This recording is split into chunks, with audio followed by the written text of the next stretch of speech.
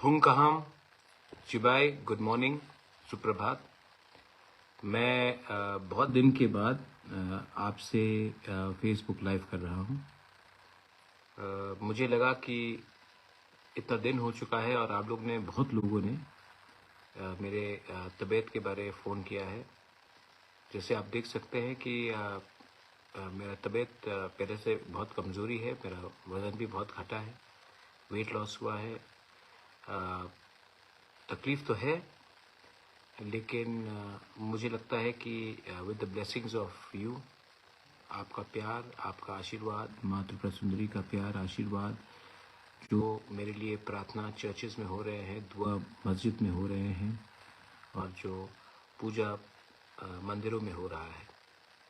मैं जानता हूँ कि बहुत बुद्धिस्ट मंक्स ने अपने मॉनेस्ट्री में भी मेरे खुशहाली के लिए बहुत लोगों ने प्रार्थना किया है। तो अब मैं सबको थैंक यू बोलना चाहता हूँ। मैं आपको आज सवेरे सवेरे इन द मॉर्निंग 2-3 चीज़ कहना चाहता था। शुरुआत में मैंने देखा है कि एक बहुत खराब एक वातावरण बन रहा है त्रिपुरा में। मुझे लगता है कि मेरे ऊपर हर रोज़ मीडिया वाले, कुछ पॉलिटिशियंस मेरे खिलाफ हर रोज़ कुछ ना कुछ कर रहे हैं। वो चाहते हैं कि ये प्रद्योत माणिक्य, जो बुबागरा आप लोग प्यार से बोलते हैं, उसको कैसे ख़त्म किया जाए, क्योंकि जब तक बुबागरा ख़त्म नहीं होगा, तिपरासा का जो दिल का आवाज़ है, जो थानसा है, वो तब तक ख़त्म नहीं होगा। और जब तक तिपरासा का थानसा है, उनको बहुत मुश्किल लग रहा है। तो उनको लगता है कि अगर मुझे ख़त्म करोगे तो तिपरासा का दिल टूटेगा, तिपरासा का थानसा टूटेगा, और अगर तिपरासा का थानसा टूटा तो आने वाले दिन में उनका भविष्य तिपरासा का भविष्य से ज़्यादा अच्छा होगा। ये कोई सीपीएम, कांग्रेस, बीजेपी, मोथा, आईपीएफटी का फाइट नहीं है। ये फाइट है कि आने वाले 15-20 साल में कौन ज़्यादा नौकरी ले, कौन ज़्यादा पैसा कमाए, कौन के पास कंट्रोल हो, कौन के पास पूरा एक सिस्टम हाथ में रहे, जो आने वाले दिन में अपने भविष्य को सुरक्षित कर सके। अगर बुबागरा रहा तो ये पावर तिपरासा के हाथ में रहेगा। अगर बुबागरा नहीं रहा तो ये लोग मैनिपुलेट कर सकते हैं। इसी के लिए ये गेम प्लान चला जा रहा है, क्योंकि मैंने देखा है कि त्रिपुरा में इनको स्ट्रांग लीडर नहीं चाहिए। त्रिपुरा में इनको एक ऐसा लीडर चाहिए जो हाँ में हाँ बताए, मिलाए। त्रिपुरा में इनको ऐसा लीडर चाहिए, जब सीबीएसई का एग्ज़ाम्स हो रहा हो और हमें बोला जाएगा कि बांग्ला में लिखो, तो जनजाति मोर्चा चुप रहेगा। त्रिपुरा में इनको ऐसा लीडर चाहिए जो महाराजा वीर विक्रम एयरपोर्ट में अनाउंसमेंट कॉकबोरक में ना हो, सिर्फ बांग्ला, हिंदी और इंग्लिश में हो और आवाज़ नहीं उठाए, ऐसा लीडर चाहिए। त्रिपुरा में इनको सिर्फ नमूना बनाकर म्यूजियम में एक तिपरासा को दिखाना है, जो तिपरासा के बारे में बात नहीं करेगा, लेकिन बोलेगा कि मैं तिपरासा हूँ। इलेक्शन के टाइम आसाम के मुख्यमंत्री आए, हेमंत बिश्व शर्मा, उनसे बात होते रहता है मेरा, और उन्होंने कहा कि मैंने खुद सुना कि हम मैक्सिमम ऑटोनॉमी देना चाहते हैं। 3 महीना हो गया, किसी को मालूम है ये क्या है मैक्सिमम ऑटोनॉमी? इंटरलॉक्यूटर का बात हुआ, मुझे खुद हिंदुस्तान के होम मिनिस्टर अमित शाह ने बोला ये। उसके बाद दिल्ली में बोला, फ़ोन में बोला, आसाम के मुख्यमंत्री हेमंत बिश्व शर्मा, उन्होंने खुद बोला, सिर्फ मुझे नहीं बोला, मेरे पूरे टीम को बोला। उसके बाद मेरे टीम में उस दिन ऋषिकेतु था, अनिमेश देव वर्मा था, विश्वजीत कोलॉय था,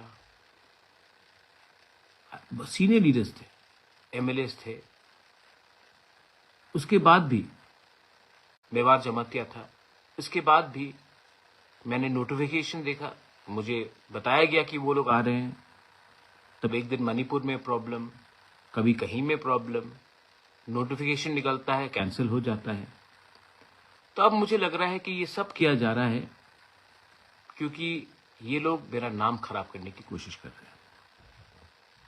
ये चाहते हैं कि मुझे अपने लोगों से दूर किया जाए, मेरा नाम को खराब करके। सोशल मीडिया में मैंने देखा 300 करोड़ रुपए दिया मुझे बीजेपी के संग इलेक्शन में ये फाइट करने के लिए। मुझे पॉलिटिक्स में मैं आया हूं, मैं पॉलिटिक्स में आया हूं पैसा कमाने के लिए नहीं। मुझे पॉलिटिक्स में आकर पैसा कमाने का मन था भी नहीं, है भी नहीं, होगा भी नहीं। पहले से भगवान ने हमको बहुत दिया, लेकिन मैं पॉलिटिक्स में, राजनीति में आया अपने लोगों को कुछ देने के लिए। अगर खुद ही कुछ मिलना होता तो इलेक्शन के पहले तो बहुत अच्छा ऑफर आया था, मैं ले लेता, पोस्ट ले लेता, एमपी वो सब ले लेता। नहीं लिया मैंने। क्यों? क्योंकि मुझे लगा कि मैं 5 साल एमएलए, एमपी, मंत्री बन के क्या करूंगा। अपने लोगों को कुछ दे दिया तो नाम रहेगा। और ये लोग सोशल मीडिया में लिखते हैं कि 300 करोड़ आया, कोई बोलता है 50 करोड़ आया, कोई बोलता है 100 करोड़ आया। कितना लोग जानते हैं कि मैंने अपना घर बेच के ये इलेक्शन लड़ा? कितने लोग जानते हैं कि गरीब तिपरासा लोग, गरीब से गरीब तिपरासा लोग ने अपने घर से मुझे 500 रुपया, 20 रुपया, 1000 रुपया, 2000 रुपया, 100 रुपया निकाल कर डोनेट किया? कितना लोग जानते हैं कि आज भी मुझे मार्केट में 1 करोड़ 90 लाख रुपए का कर्जा निकालना है, क्योंकि आज भी लोग मुझे फोन कर रहे हैं कि पैसा दो। मैं खुद के बलबूते में मैंने ये सब किया। इतना करने के बाद भी बीमार हूं, ये बात सुनना पड़ता है। थोड़े दिन पहले एक लीडर ने मुझे फोन किया, बोला कि महाराजा टिपरालैंड का आइडियोलॉजी तो बहुत अच्छा है, लेकिन हमें अपना घर में चूल्हा भी जलाना है, हमको बीजेपी जाना पड़ेगा। मैं दिल से बीजेपी नहीं जाना चाहता हूं, लेकिन पैसे के लिए, घर चलाने के लिए जाना पड़ेगा। मैंने कहा आप जाओ, मैं कोई आपत्ति नहीं, मैं समझ सकता हूं, लेकिन बाद में ये मत बोलना कि मेरा बच्चा पियोन का नौकरी कर रहा है और जो मेरा पड़ोसी का बच्चा है जो बंगाली है, वहां में वो ऑफिसर है और मेरा बेटा उसको सलाम करता दिन में 5 बार। आज आप हल्के हो गए, आज आपने कॉम्प्रोमाइज किया, ठीक है, आपका तो जिंदगी गया है। आपका नेक्स्ट जनरेशन को क्या सफर मिलेगा, ये कितने लोग समझते हैं? पॉलिटिक्स सच में गंदा है। मुझे लगता भी नहीं था कि पॉलिटिक्स इतना गंदा है, लेकिन है। लेकिन मैं पॉलिटिशियन के साथ पॉलिटिक्स करना चाहता हूं। अपना जो गरीब तिपरासा है गांव में, उनके साथ नहीं करना चाहता। एडीसी में अभी भी पैसा नहीं आता है। लोग मुझे फोन करते हैं, किसी को 5000 चाहिए, किसी का बच्चा को ट्यूमर हो गया, उसको थोड़ा ट्रीटमेंट चाहिए। कोई फोन करके बोलता है कि स्कूल में एडमिशन दिलवा दो। एडीसी के पास पैसा नहीं, मैं अपने पॉकेट से करता हूं। कब तक करूंगा? कब तक करूंगा? क्या एडीसी को वोटिंग से डेमोक्रेटिकली त्रिपुरा की जनता ने नहीं चुना? चुना ना, तो उनके हाथ में पावर आना चाहिए कि नहीं? नहीं आता, क्योंकि अब ये बात तय हो गया है कि जब मैं ऐसा करके जाऊंगा स्टेट गवर्नमेंट और सेंट्रल गवर्नमेंट के पास, तभी मुझे भीख मिलेगा। अगर मैं अधिकार के लिए मांगने जाऊंगा तो वो दरवाजा बंद कर देते हैं। आपका बुभागरा ने जिंदगी में माँ बाप ने बहुत चीज सिखाया। मुझे माँ बाप ने बहुत चीज सिखाया। महारानी विभू देवी ने, महाराजा कैरेट विक्रम किशोर ने बहुत चीज सिखाया, लेकिन भीख मांगना नहीं सिखाया।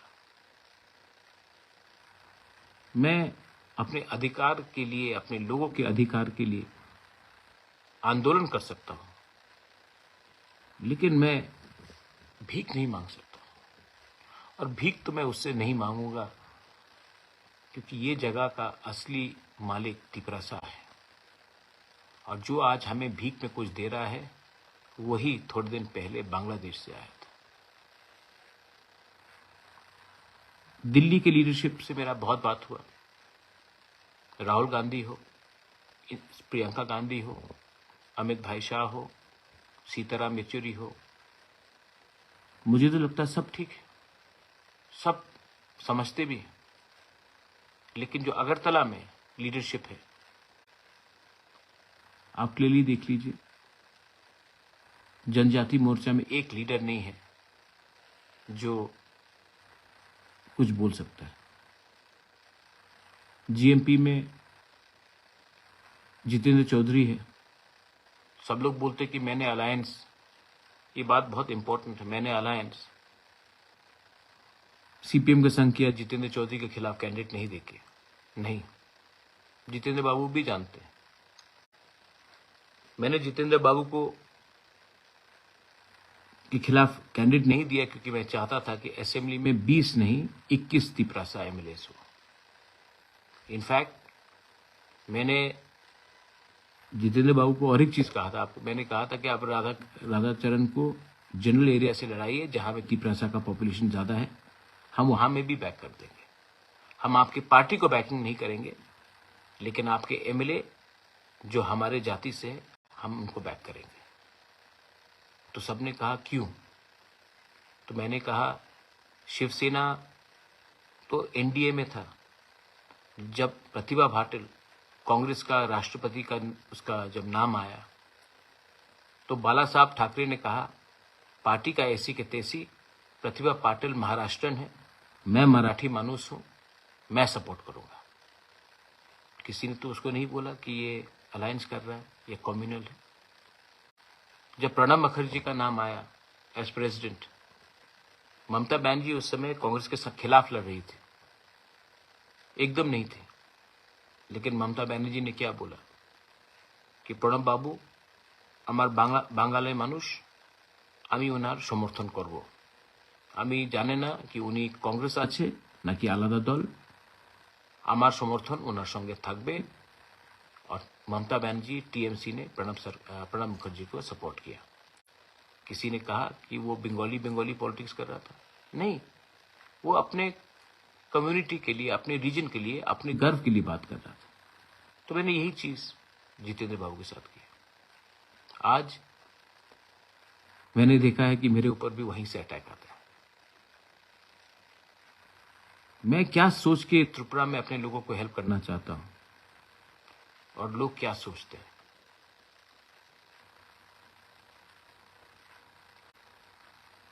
ये कल का बात है। बीजेपी का स्टेट प्लेनरी मीटिंग हुआ।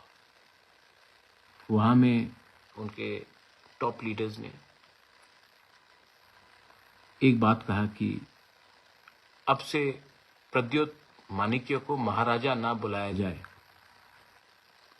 उनको प्रद्योत बुलाया जाए, बुबागरा ना बुलाया जाए, प्रद्योत बुलाया जाए। पहला बात है कि ये आपका इंटरनल पार्टी का मीटिंग है, संगठन का मीटिंग है।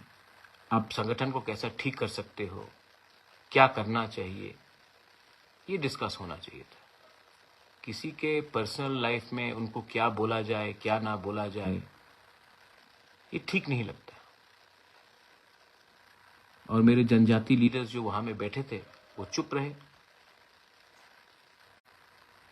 एक शब्द नहीं बोला। तो ठीक है, आज से आप मुझे प्रद्योत बोलकर बुलाइए, मेरे माँ को विभूत बुला के बुलाइए,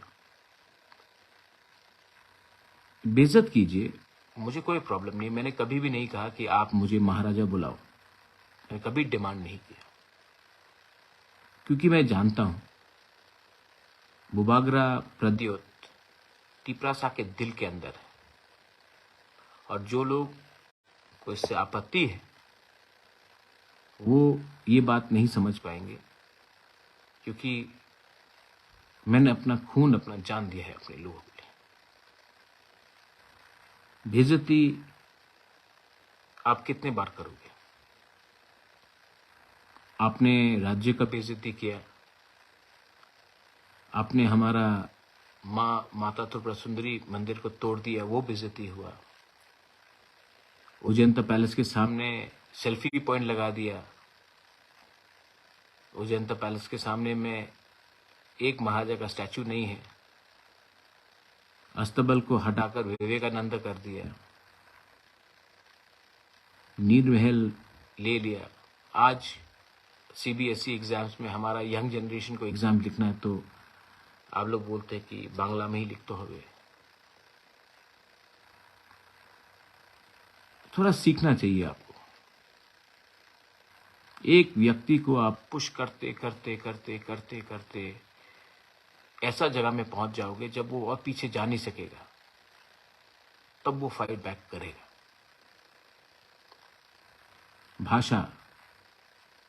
भाषा तो आप सबसे ज्यादा जानते हैं। 50 साल पहले, 52 years ago, जब पाकिस्तान ने ईस्ट पाकिस्तान, जो आज बांग्लादेश है, जब पाकिस्तान ने ईस्ट पाकिस्तान के ऊपर उर्दू भाषा कंपलसरी बना दिया था, इम्पोज करने की कोशिश की थी, तो ईस्ट पाकिस्तान के जो बंगाली भाई ब्रदर सिस्टर्स थे, उन्होंने भाषा आंदोलन शुरू किया, और उसके लिए पाकिस्तान दो टुकड़ा हुआ, एक बांग्लादेश हो गया भाषा के नाम में।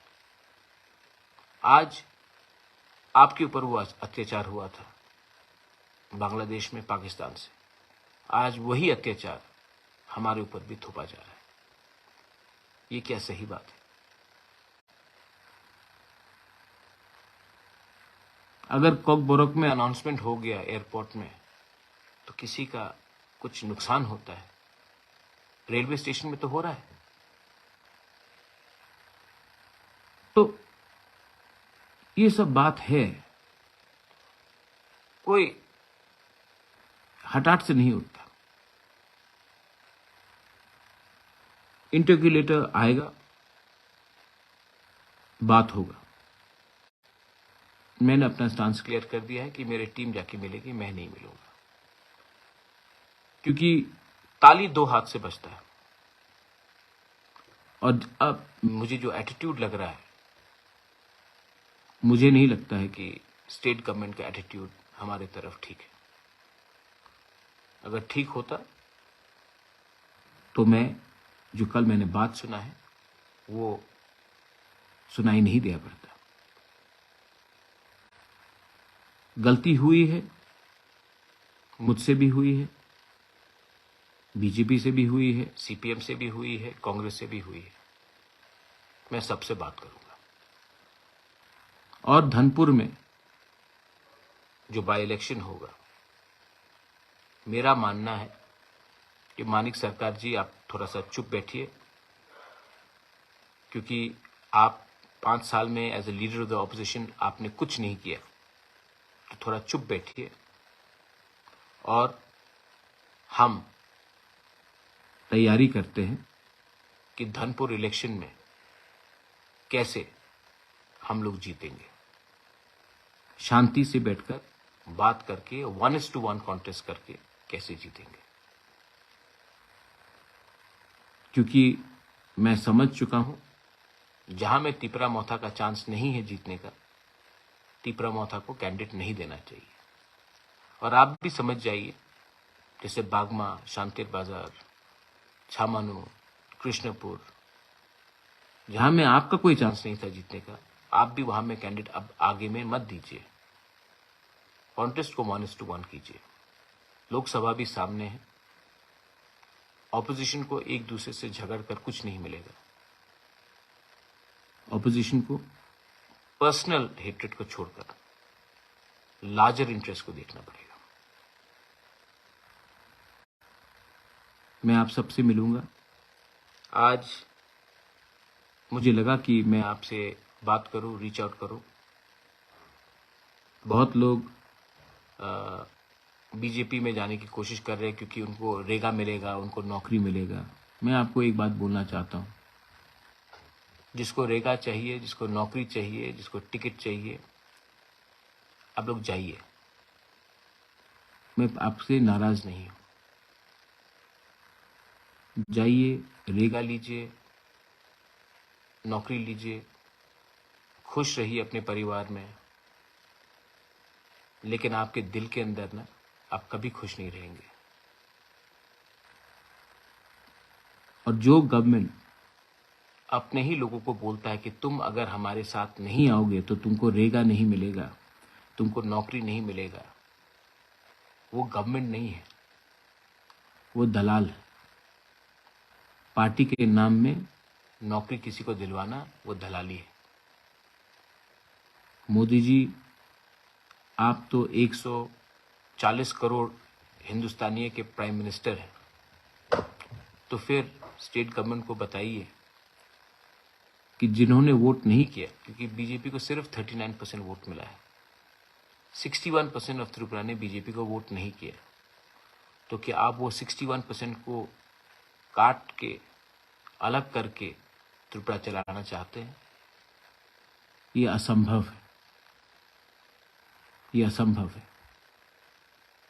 फिर से गौर कीजिए और अपने महारथियों को जो अगरतला में बैठकर कारोबार और अपना एडमिनिस्ट्रेशन चला रहे हैं, उनको बोलिए कि दुश्मनी छोटे से छोटे लोग से भी भारी पड़ता है। हम यहां में किसी से झगड़ने नहीं आए हैं। हमारा डिमांड ग्रेटर त्रिपुरा लैंड का with in the constitutional framework, constitutional solution greater Tripura land का है। और मैं आपको बोल रहा हूं कि ये डिमांड कहीं भी जाने वाला नहीं है। मैं बहुत कमजोर हूं। डॉक्टर ने बहुत चीज किया है कि मत करो, वो नहीं करो। I am very tired. लेकिन जब मेरा आखिरी सांस निकलेगा ना, तो वो आखिरी सांस भी हमारा त्रिपुरा सा का फाइनल सोल्यूशन के लिए होगा फॉर ग्रेटर त्रिपुरा लैंड। और जो लोग बोलते हैं कि I love you Bubagra, Bubagra I love you, Bubagra I club थम, मैं आपसे एक बात बोलना चाहता हूं। पिछले 4 महीने में हर मीडिया जो अगरतला में बैठा है, स्पेशली बंगाली स्पीकिंग मीडिया, ने मेरे खिलाफ क्या क्या नहीं लिखा। आप लोग ने कुछ नहीं किया। सिर्फ ये मेरा ड्यूटी है कि मैं आपका सुरक्षा करूं। मैं अस्पताल के पलंग में बीमार, कष्ट में, मेरे खिलाफ रोज लिखा जा रहा है। आप लोग एक बार भी, आपको ठीक नहीं लगा कि बुबागरा को कितना खराब लग रहा होगा, हम प्रोटेस्ट करना चाहिए। इसमें हमारा कमजोरी है। आप चाहते हैं कि मैं फोन करूं और आपको बोलो प्रोटेस्ट करो, तभी आप प्रोटेस्ट करोगे। अगर आपको लगता है कि मैं आपका हूं, मेरा परिवार आप एक हैं, तो कभी कभी आपके पास ये पूरा अधिकार होता है कि मुझे भी, मेरे खराब समय भी, and I've really fought for you, you know. I've fought a lot for you. I've given up everything. Sometimes it is nice if you can also show the same amount of love that I have given you, reciprocated to me. छोड़ दीजिए।